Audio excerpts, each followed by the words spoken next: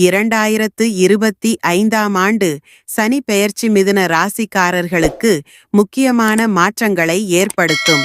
சனி பகவான் 8ஆம் மற்றும் 9ஆம் வீட்டின் அதிபதியாக இருந்து இந்த பெயர்ச்சியில் 10ஆம் வீட்டில் அமருகிறார். இதனால் தொழில், குடும்பம், ஆரோக்கியம் மற்றும் பொருளாதாரம் போன்ற பல்வேறு துறைகளில் மாற்றங்கள் ஏற்படும்.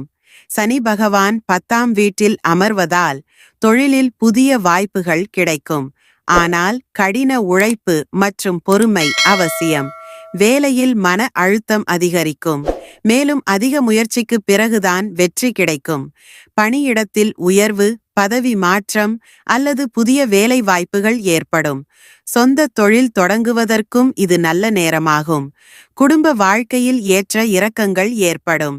மனைவியுடன் நல்லுறவை பேணுவதில் கவனம் செலுத்த வேண்டும். ஜூலை மற்றும் நவம்பர் மாதங்களில் வயதான குடும்ப உறுப்பினர்களின், குறிப்பாக பெற்றோரின் ஆரோக்கியத்தை கவனிக்க வேண்டும். உடல் நலத்தில், குறிப்பாக கண் நலனில் கவனம் செலுத்துவது அவசியம். மன அழுத்தம் ஏற்படக்கூடும். அதனால் மன அமைதியை பராமரிக்க முயலுங்கள்.